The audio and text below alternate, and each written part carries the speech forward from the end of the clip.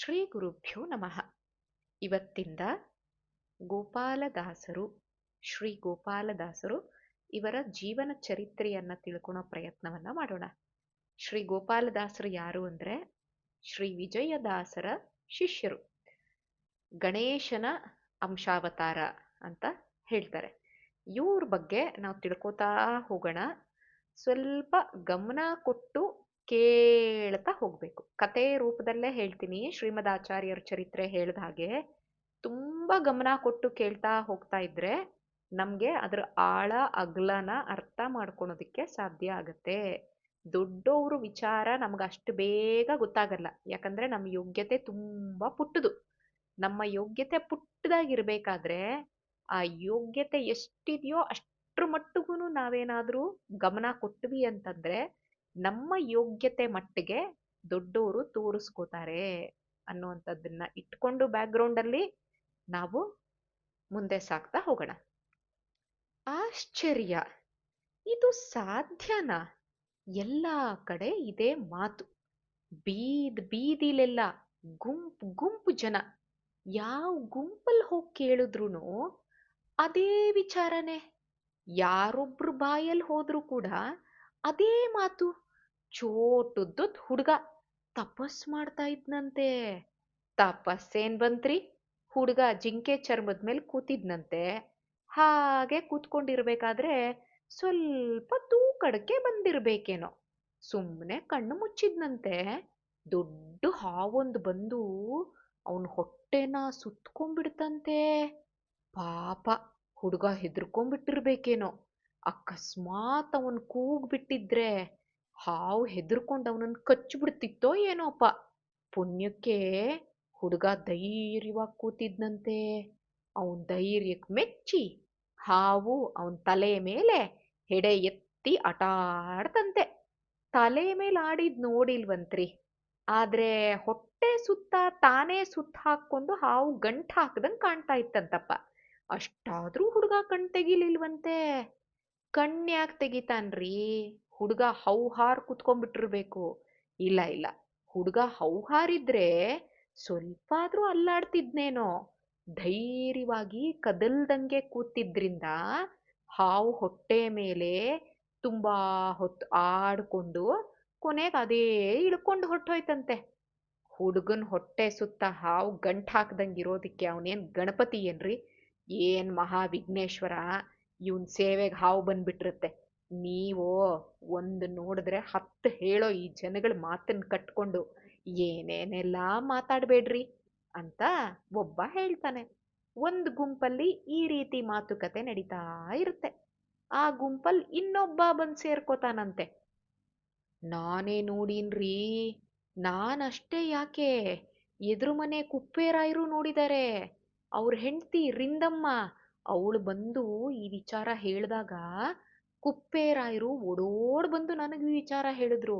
ನಾವಿಬ್ರು ಕೂಡ್ಲೆ ಅರಳಿಕಟ್ಟೆ ಹತ್ರ ಓಡ್ ಬಂದ್ವಿ. ಹೌದಾ, ನೀವು ಕೂಡ್ಲೆ ಅಲ್ಲಿಗೆ ಹೋಗಿದ್ರಾ? ಗುಂಪಲ್ಲಿ ಮತ್ತೊಬ್ಬ ಆಶ್ಚರ್ಯವಾಗಿ ಕೇಳ್ತಾನೆ. ಉಳಿದವರು ಏನ್ ಉತ್ತರ ಕೊಡ್ಬೋದು ಅಂತ ಕೇಳಿಸ್ಕೊತಾ ಇರ್ತಾರೆ. ನಾವಿಬ್ರೇ ಯಾಕೆ, ಗೌಡ್ರು ಶರಣಬಸಪ್ಪ, ಅವನ್ ಹೆಂಡತಿ ಗಂಗಮ್ಮ, ತಳವಾರ ರಾಮ ಎಲ್ರೂ ಕೂಡ ಅಲ್ಲಿಗೆ ಓಡ್ ಹೋದ್ವಿ. ನೀವು ಹೋದಾಗ ಹಾವು ಹಾಗೆ ಇತ್ತ? ಹುಡುಗ ಸುಮ್ಮನೆ ಕೂತಿದ್ನಾ? ಗುಂಪಲ್ಲಿದ್ದವನೊಬ್ಬ ಪ್ರಶ್ನೆ ಮಾಡ್ತಾನೆ. ನಿಮ್ಮೆಲ್ಲಾರನು ನೋಡಿ ಹಾವು ಹೆದ್ರೋಗ್ಬಿಟ್ಟಿರ್ಬೇಕು. ಇನ್ನೊಬ್ಬ ಅವನು ಆ ರೀತಿ ಪ್ರಶ್ನೆ ಕೇಳ್ತಾನೆ. ನಾವಷ್ಟೇ ಯಾಕೆ, ನಾವು ಹೋಗೋದ್ರಲ್ಲಿ 100 ಜನ ಬಂದ್ಬಿಟ್ಟಿದ್ರು ಅಲ್ಲಿ. ಎಷ್ಟು ಜನ ಸೇರಿದ್ರು ಹಾವು ಹೊಟ್ಟೆನೆ ಬಿಟ್ಟಿಲ್ಲ. ಹುಡುಗ ಕಣ್ ತೆಗೀಲಿಲ್ಲ ಅಂತ ಅವನು ಉತ್ತರ ಕೊಡ್ತಾನೆ. ಗುಂಪೋರ್ಗೆಲ್ಲ ಆಶ್ಚರ್ಯ. ಜೊತೆಗೆ ನಾವಿಂಥ ಅಪೂರ್ವವಾಗಿರೋ ದೃಶ್ಯನ ನೋಡ್ಲೇ ಇಲ್ವಲ್ಲಪ್ಪ ಅಂತ ಬೇಜಾರು. ಗುಂಪಲ್ಲೇ ಒಬ್ಬ ಇರ್ತಾನೆ. ಅವನ್ ಆಗ್ತಾನೆ ಗುಂಪನ್ನ ಬಂದು ಸೇರ್ತಾನೆ. ನೋಡ್ದವ್ರು ಹೆಮ್ಮೆಯಿಂದ ನೋಡಿರೋ ವಿಚಾರ ಹೇಳ್ತಾ ಇದ್ರೆ, ನಾನು ನೋಡಿಲ್ಲದೆ ಇರೋ ವಿಚಾರ ಇವ್ರು ನೋಡ್ಬಿಟ್ಟಿದಾರಲ್ಲ ಅನ್ನೋ ಹೊಟ್ಟೆ ಉರಿ ಅವನಿಗೆ. ಅವನು ಇಲ್ಲ ಇಲ್ಲ, ಇವರೆಲ್ಲ ಆ ರೀತಿ ನೋಡಿರಲ್ವೇನೋ ಅಂತ ವಾದ ಮಾಡೋದ್ರಲ್ಲೇ ಇವನಿಗೇನೋ ರಾಕ್ಷಸ ತೃಪ್ತಿ. ಇಲ್ವೇ ಇಲ್ಲ, ಇದೆಲ್ಲ ಕಟ್ಟು ಕತೆ. ನೋಡಿದ್ ಒಂದನ್ ಹತ್ತಾಗಿ ಹೇಳ್ತೀರಾ, ನಿಮ್ಗೆಲ್ಲ ನಾಲ್ಗೆ ಚಪ್ಲ. ತಿಳಿದಿರೋ ಒಂದಕ್ಕೆ 10 ಗರಿ ಹಚ್ಚಿಬಿಟ್ಟು ಹಾರ್ಬಿಟ್ಟು ಬಿಟ್ಬಿಡ್ತೀರಾ ನೀವು ಅಂತ ಅವನ ಅಭಿಪ್ರಾಯನ ಹೇಳ್ತಾನೆ. ಹಾಗೆ ಹೇಳಿದ್ರಿಂದ ಅವನಿಗೇನೋ ಒಂಥರ ಸಮಾಧಾನ. ನಾನು ನೋಡದೇ ಇರೋ ಭಾಗ್ಯ ಬೇರೆಯವ್ರಿಗೆ ಸಿಗಬಾರ್ದು. ಹೊಟ್ಟೆ ಉರಿ ಅಷ್ಟೇ ಇವನಿಗೆ. ಆ ರೀತಿ ಮಾಡಬೇಕಾದ್ರೆ ಒಂದೊಂದು ಶಬ್ದ ಹೇಗ್ ಬಿಡ್ತಿದ್ದ ಅಂದ್ರೆ, ವಿಷ ಹಾಕಿ ಹಾಕಿ ಬಾಣ ಬಿಡ್ತಾ ಇದ್ರೆ ಹೇಗ್ ಬಿಡ್ತಿರ್ತಾರೆ ಹಂಗ್ ಬಿಡ್ತಾ ಇರ್ತಾನಂತೆ ಒಂದೊಂದ್ ಮಾತನ್ನು. ಜನಕ್ಕೆ ಯಾಕೋ ಅವನ್ ಮಾತು ಅಷ್ಟೊಂದು ಇಷ್ಟ ಆಗ್ಲಿಲ್ಲ ಅಂತೆ. ಯಾಕಂದ್ರೆ ಒಬ್ಬ ಆ ವಿಚಾರವನ್ನ ನೋಡ್ದವ್ರು ಇಷ್ಟೊಂದ್ ಜನ ಹೇಳ್ತಾ ಇದ್ದಾರೆ, ಇವನ್ ಯಾರೋ ನೋಡೇ ಇಲ್ಲ, ಅವನ್ ಇಲ್ಲ ಅಂತ ಹೇಳಿದ್ರೆ ಜನಕ್ಕೆ ಹೆಂಗ್ ಇಷ್ಟ ಆಗತ್ತೆ. ಮತ್ತೆ ಇವನ್ ಮುಂದುವರಿಸ್ತಾನಂತೆ, ಜನ ಮೂಢರು.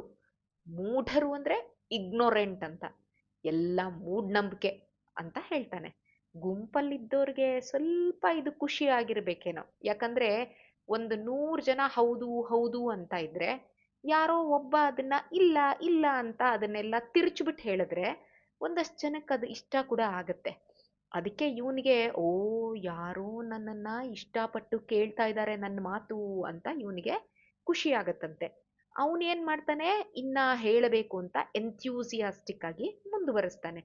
ಬರೀ 12 ವರ್ಷದ ಹುಡುಗ ಊರ್ ಹೊರಗಡೆ ಕೆರೆ ಹತ್ರ ಬೆಳಿಗ್ಗೆ 4 ಗಂಟೆಗೆ ಹೋಗಿ ತಣ್ಣೀರ್ ಸ್ನಾನ ಮಾಡಿ ಬೈಲಲ್ಲಿ ಕೂತ್ಕೊಳೋದು ಅಂದ್ರೆ ಆಗತ್ತಾ? ಅದೇನೋ ಆ ಜಾತಿಯವ್ರು ಒತ್ತಾಯ ಮಾಡಿದ್ದಾರೆ, ಪುಣ್ಯ ಬರುತ್ತೆ ಅಂತ ಪಾಪ ಇವನಿಗೂ ಏನೋ ಆಸೆ ಆಗಿ ಹುಡುಗ ಹೋಗ್ತಾನೆ ಅಂತಾನೆ ಇಟ್ಕೊಳೋಣ. ಆದ್ರೆ ಅವನ್ ಮೇಲೆ ಹಾವು ಯಾಕೆ ಬರುತ್ತೆ? ಒಂದ್ ವೇಳೆ ಹಾವು ಬಂದ್ರೂನು ಹೊಟ್ಟೆ ಸುತ್ತ ಯಾಕೆ ಸುತ್ತ ಹಾಕೊಳತ್ತೆ?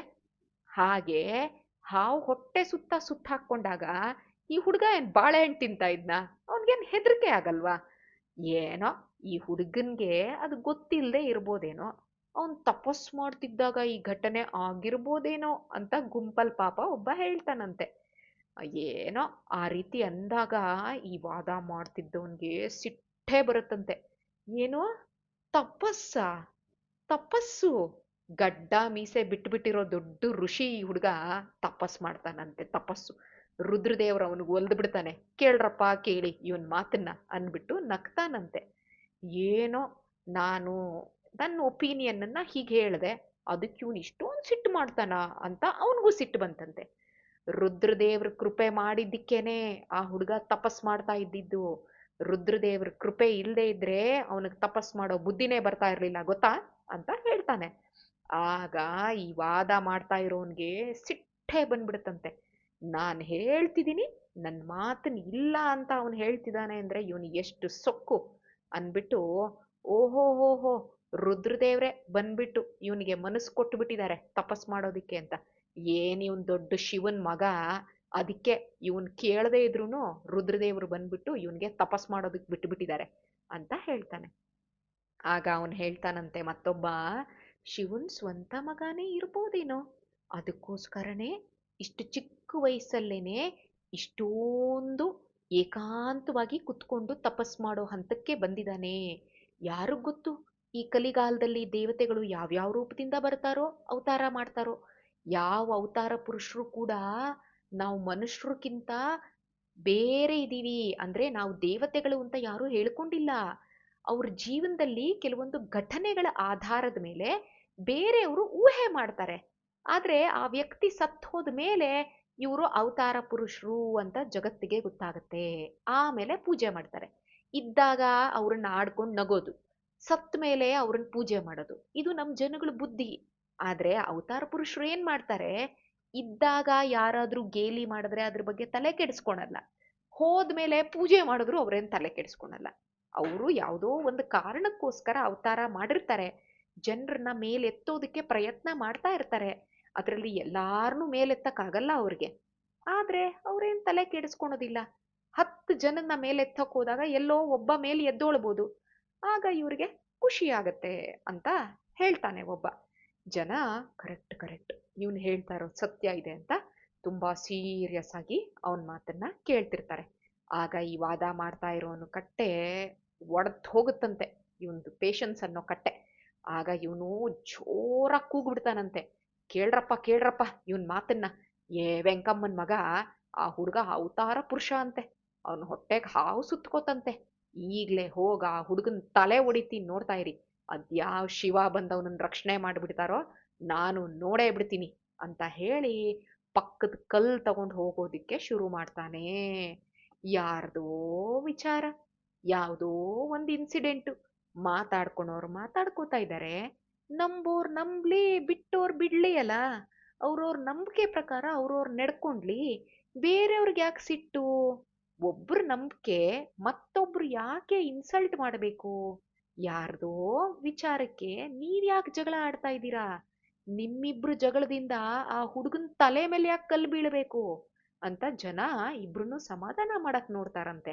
ವಿಶ್ವಾಮಿತ್ರ ವಸಿಷ್ಠರು ಜಗಳ ಆಡ್ಕೊಂಡಿದ್ದು, ಕೊನೆಗೆ ಹರಿಶ್ಚಂದ್ರನ್ಗೆ ದುಃಖ ಬಂತು. ಈಗ ನೀವು ಜಗಳ ಆಡ್ಕೊಂಡು ಪಾಪ ಆ ಬಡಪಾಯಿ ಹುಡುಗನ್ ತಲೆ ಮೇಲೆ ಯಾಕೆ ಕಲ್ಲೆತ್ತಾಕಕ್ ಹೋಗ್ತಾ ಇದ್ದೀರಾ? ಅವನೇನಾದ್ರೂ ನಿಮ್ ತಂಟೆಗ್ ಬಂದ? ಇಲ್ಲ ಅಲ್ವಾ? ಅವನ್ ಯಾರತ್ರ ಆದ್ರೂ ಹೇಳ್ಕೊಂಡ ನಾನ್ ತಪಸ್ ಮಾಡ್ತಾ ಇದ್ದೀನಿ ಅಂತ? ಇಲ್ಲ ಅಲ್ವಾ? ಅವನ್ ಪಾಡಗ್ ಅವನೇನೋ ಸಾಧನೆ ಮಾಡ್ತಾ ಇದ್ದಾನೆ, ಮಾಡ್ಕೊಂಡು ಹೋಗ್ಲಿ ಅಲ್ಲ, ನಿಮ್ಗೆ ಯಾಕೆ ಅವನ್ ವಿಚಾರ ಅಂತ ಹೇಳ್ತಾ ಒಂದು ಗುಂಪು ಅಲ್ಲೇ ಬೇರೆ ಕಡೆ ಹೊಟ್ಟೋಗ್ಬಿಟ್ರಂತೆ. ಡಿಸ್ಪರ್ಸ್ ಆದ್ರು, ಬೇರೆ ಬೇರೆ ಕಡೆ ಮನೆಗೆ ಹೊಟ್ಟೋಗ್ಬಿಟ್ರು ಅವ್ರು. ಆದ್ರೆ ನಮ್ ವಾದಮಲ್ಲಂಗ್ ಸಮಾಧಾನ ಆಗ್ಲಿಲ್ಲ. ಯಾರೋ ಹೇಳ್ತಿರೋದಿಕ್ಕೆ ಹೋಗ್ಲಿ ಬಿಡಿ ಅಂತ ಯಾಕೆ? ಇವನಿಗೆ ಮಾಡಕ್ ಅದ್ ಇಷ್ಟ ಇಲ್ಲ. ಯಾವ್ದೋ ಕೆಲ್ಸಗೇಡಿ ಹುಡ್ಗ, ಕೆಲ್ಸ ಮಾಡಕ್ ಮೈಭಾರ ಇವನಿಗೆ. ಮನೆಯಲ್ಲಿ ಅಮ್ಮಂಗ್ ಸಹಾಯ ಮಾಡೋದನ್ ಬಿಟ್ಟು ಊರ್ ಹೊರಗಡೆ ಕುತ್ಕೊಂಡು ಸೋಂಬೇರಿ ತರ ಕೂತ್ಕೊಂಡು ತಪಸ್ ಮಾಡ್ತಾನಂತೆ. ತಪಸ್ಸು ಅದನ್ನ ಸುಮ್ಮನೆ ಕಾಮ್ಚೋರ್ ಕೂತಿದ್ರೆ ಅದನ್ನ ತಪಸ್ಸನ್ನಕ್ಕಾಗತ್ತಾ? ಅದನ್ನ ನನ್ನನ್ನ ಯಾರು ಜನ ಸಪೋರ್ಟ್ ಮಾಡ್ತಿಲ್ಲ, ನಾನ್ ಸತ್ಯ ಹೇಳ್ತಾ ಇದ್ರೆ. ಅವತಾರ್ ಪುರುಷ ಅಂತ ಬೇರೆ ಹೇಳ್ತಾ ಇದ್ದಾರೆ. ಏನ್ ಜನಪ್ಪ ಇವ್ರು ಅಂತ ಹೇಳಿ ಇವನು ಹಲ್ಲು ಹಲ್ಲು ಹಲ್ಲು ಹಲ್ಲು ಕಡಿತಾ ಏನ್ ಮಾಡ್ತಾನೆ, ಮತ್ತೊಂದ್ ಕಡೆ ಹೋಗ್ತಾನೆ. ಮತ್ತೊಂದ್ ಕಡೆ ಹೋದ್ರೆ ಇನ್ನೊಂದು ಬೀದಿಲಿ ಮತ್ತೆ ಒಂದಷ್ಟು ಜನ ಗುಂಪು ಕಟ್ಕೊಂಡಿದ್ದಾರೆ. ಅಲ್ಲೂ ಅದೇ ಹಾವು, ಅಲ್ಲೂ ಕೂಡ ಅದೇ ಹುಡುಗನ್ ಬಗ್ಗೆನೆ ಮಾತಾಡ್ತಾ ಇದ್ದಾರೆ. ತಲೆ ಕೆಟ್ಟೋಯ್ತಂತೆ ಇವನಿಗೆ. ಅಲ್ಲ, ಈ ಜನಗಳೆಲ್ಲ ನಂಬಿ ಹುಚ್ಚಾಗಿ ಮಾತಾಡ್ತಾ ಇದ್ದಾರೆ. ಈ ಜನಗಳದು ಮುಂದೆ ಏನ್ ಸತ್ಯ ಅನ್ನೋದನ್ನ ನಾನು ತೋರಿಸ್ತೀನಿ ಅಂತ ಹೇಳಿ ಇವನೇನ್ ಮಾಡ್ತಾನೆ, ಮನ್ಗೆ ಒಂದ್ ಐಡಿಯಾ ಹೊಳಿಯುತ್ತಂತೆ. ಹುಡುಗಂಗೆ ಹಾವು ಸುತ್ತಕೊಂಡಿರೋದು ಇವತ್ತಿಂದು ವಿಚಾರ. ಆದ್ರೆ ಹುಡುಗ ಪ್ರತಿದಿನ ಊರು ಹೊರಗಡೆ ಬಾವಿ ಕಟ್ಟೆಗೆ ಹೋಗ್ತಾ ಇದ್ದಾನೆ ಅಂತ ಎಲ್ಲ ಮಾತಾಡ್ಕೋತಾ ಇದ್ದಾರೆ. ನಾಳೆ ಹೋಗಿ ನಾನು ಈ ಹುಡುಗನ ಏಕಾಗ್ರತೆ ಅಂದ್ರೆ ಕಾನ್ಸಂಟ್ರೇಷನ್ ಅದನ್ನ ಜನರಿಗೆ ತೋರಿಸ್ತೀನಿ. ಈ ಹುಡುಗ ಏನ್ ಡ್ರಾಮಾ ಆಡ್ತಾ ಇದ್ದಾನಲ್ಲ ಅದನ್ನ ನಾನು ಜನರ ಮುಂದೆ ಬಯಲಿಗೆ ಎಳಿತೀನಿ ಅಂತ ಅನ್ಕೊಂಡು ಮನೆಗೆ ಬರ್ತಾನೆ. ಈ ವಾದ ಮಲ್ಲ ಇದಾನಲ್ಲ, ಅವನ ಹೆಸರು ಮಲ್ಲಣ್ಣ ಅಂತ. ಆದ್ರೆ ಅವನು ಸಿಕ್ಕಾಪಟ್ಟೆ ವಾದ ಮಾಡೋನು, ಯಾವಾಗ ನೋಡಿದ್ರು ಎ ಅಂದ್ರೆ ಬಿ ಅನ್ನೋ ಇವನು. ಅದಕ್ಕೆ ಜನ ಎಲ್ಲ ಅವನಿಗೆ ವಾದಮಲ್ಲ ವಾದಮಲ್ಲ ಅಂತ ಕರಿತಾ ಇದ್ರಂತೆ. ಅದಕ್ಕೆ ಅವನ ಸ್ವಭಾವಕ್ಕೆ ತಕ್ಕನಾಗ ಅವನ್ಗ ಹೆಸರು ಕೊಟ್ಬಿಟ್ರು. ಮನೆಗೆ ಬಂದಿದ್ದಾನೆ, ಸಿಕ್ಕಾಪಟ್ಟೆ ಸಿಟ್ಟು ಮಾಡ್ಕೊಂಡಿದ್ನಂತೆ. ಮುಖದಲ್ಲಿ ಆ ಸಿಟ್ಟನ್ ನೋಡಿ ಅವ್ರ ಹೆಂಡತಿಗೆ ಯಾಕೋ ಒಂದ್ ರೀತಿ ಹೆದರಿಕೆ ಶುರುವಾಗೋಯ್ತಂತೆ. ಯಾಕೆ ನಮ್ಮ ಮನೆಯವ್ರು ಇವತ್ತು ಇಷ್ಟೊಂದು ಸಿಟ್ಟು ಮಾಡ್ಕೊಂಡು ಬಂದಿದ್ದಾರೆ ಅಂತ ಇವಳಿಗೆ ಯೋಚನೆ. ಮನೆಗೆ ಬಂದ ಮಲ್ಲಣ್ಣ, ಚಪ್ಲಿ ಬಿಚ್ಚದ.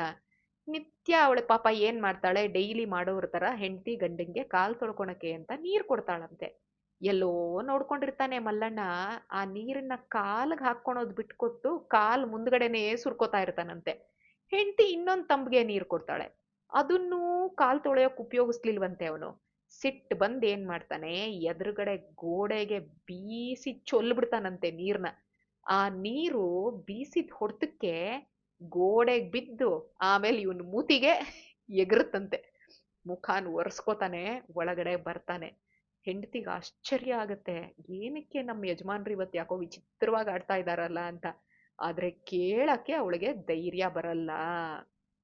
ಹೆಂಡತಿ ಸುಮ್ಮನಿದ್ರೆ ಮಲ್ಲಣ್ಣನ್ ಸಿಟ್ಟು ಹೋಗುತ್ತಾ? ಅವನ್ ಪಾಡಿಗೆ ಅವನೇ ಮಾತಾಡ್ತಾ ಇರ್ತಾನಂತೆ. ಸಿಗದು ಬಿಡ್ತಾ ಇದ್ದೆ ಇವತ್ತು ಆ ಹುಡುಗನ್ನ. ಏನ್ ಮಾಡ್ಲಿ, ಜನ ಎಲ್ಲ ಅವನ್ ಮಾತನ್ನೇ ಜಾಸ್ತಿ ನಂಬ್ತಾ ಇದ್ದಾರೆ. ನಾನ್ ಹೇಳೋದೇ ಅವ್ರಿಗೆ ಗೊತ್ತಾಗ್ತಾ ಇಲ್ಲ. ಈ ಜನಗಳಿಗೆ ಮೊದಲು ಬುದ್ಧಿ ಬರೋ ತರ ಮಾಡಿ ಆಮೇಲೆ ಆ ಹುಡುಗನ್ ಮೂತಿ ಮೇಲೆ ಉಗಿತೀನಿ ನಾನು ಅಂತ.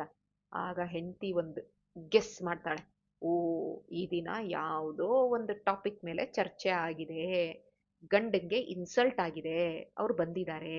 ನೇರವಾಗಿ ಕೇಳೋದಕ್ಕೆ ಹೆದರಿಕೆ ಅವಳಿಗೆ, ಗಂಡ ಸಿಟ್ಟಲ್ಲಿದ್ದಾನೆ. ಅವನ್ ಪಾಡಗ ಅವನ್ ಮಾತು ಮುಂದುವರಿಸ್ತಾನೆ. ಈ ಜನಕ್ಕೆಲ್ಲ ಬುದ್ಧಿ ಇಲ್ಲ, ಏನ್ ಹೇಳಿದ್ರು ಬಾಯಿ ಬಿಟ್ಕೊಂಡು ಕೇಳ್ತಾರೆ. ಈ ದೇವಿ ಇವ್ರ ತಲೆಲೆಲ್ಲ ಕೆಸರು ತುಂಬಿಟ್ಟು ಹುಟ್ಟಿಸ್ಬಿಟ್ಟಿದ್ದಾಳೆ. ಇಂಥ ಜನಗಳೇನೆ ಇರೋದ್ರಿಂದಾನೇ ಅಂತ ಜನಗಳು ಬದುಕೋತಾ ಇರೋದು. ಏನ್ ಮಾಡಕ್ಕಾಗತ್ತೆ, ಎಲ್ಲ ಅಂತೆ ಕಂತೆ ಅಂತೆ ಕಂತೆ ಹೇಳ್ಕೊಂಡು ಕೂತಿದ್ದಾರೆ. ಇಲಿ ಹೋದ್ರೆ ಹುಲಿ ಹೋಯ್ತು ಅಂತ ಪ್ರಚಾರ ಮಾಡ್ತಾರೆ ಅಂತ ಕಟ ಕಟ ಕಟ ಕಟ ಹಲ್ ಕಡಿತಾ ಇರ್ತಾನಂತೆ ಸಿಟ್ಟಲ್ಲಿ ಮಲ್ಲಣ್ಣ.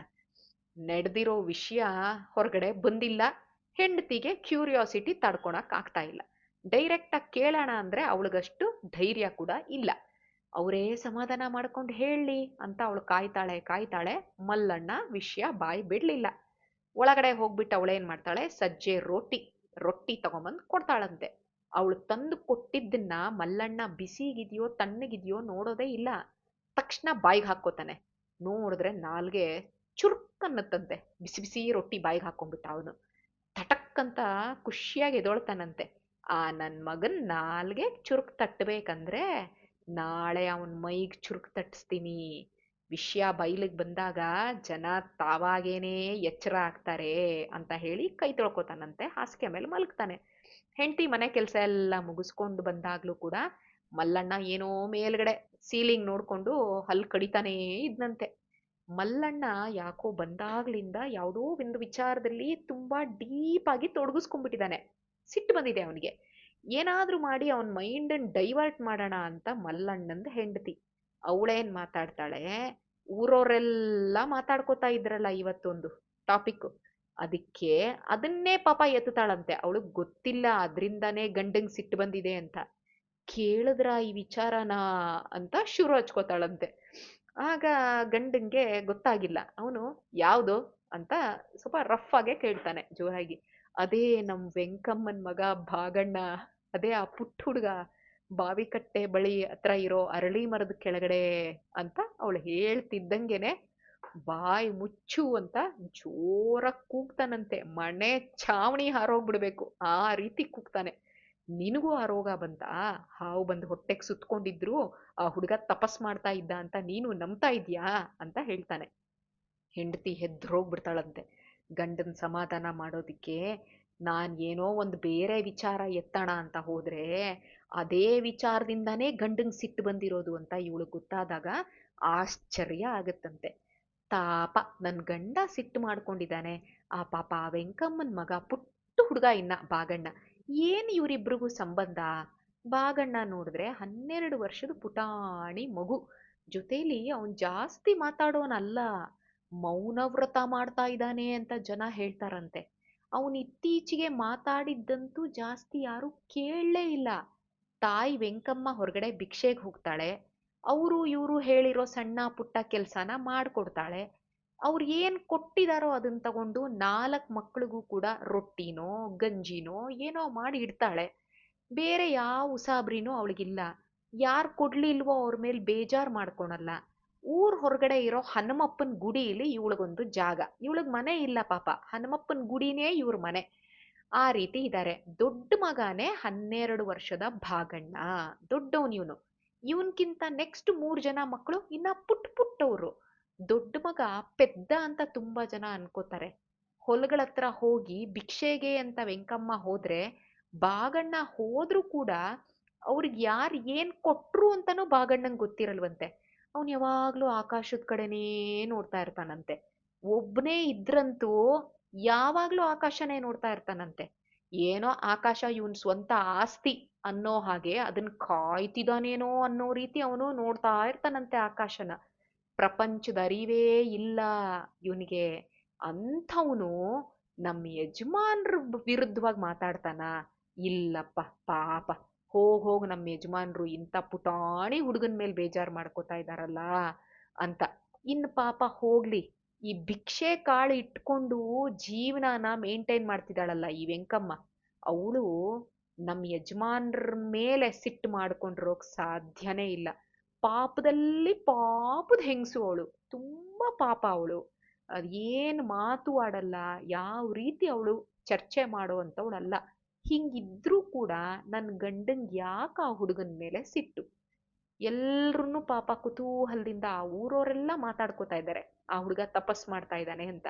ಆ ಹುಡುಗ ತಪಸ್ ಮಾಡೋದಕ್ಕೂ ನನ್ ಗಂಡ ಕೋಪ ಮಾಡ್ಕೊಳೋದಕ್ಕೂ ಏನ್ ಸಂಬಂಧ ಅಂತ ಈ ಹುಡುಗಿ ಯೋಚನೆ ಮಾಡ್ತಾಳೆ. ಇವಳು ತಲೆ ಬುಡ ಅರ್ಥ ಆಗಲ್ಲ. ಗಂಡನು ಬಿಡಿಸ್ಕ್ ಹೇಳಲಿಲ್ಲ.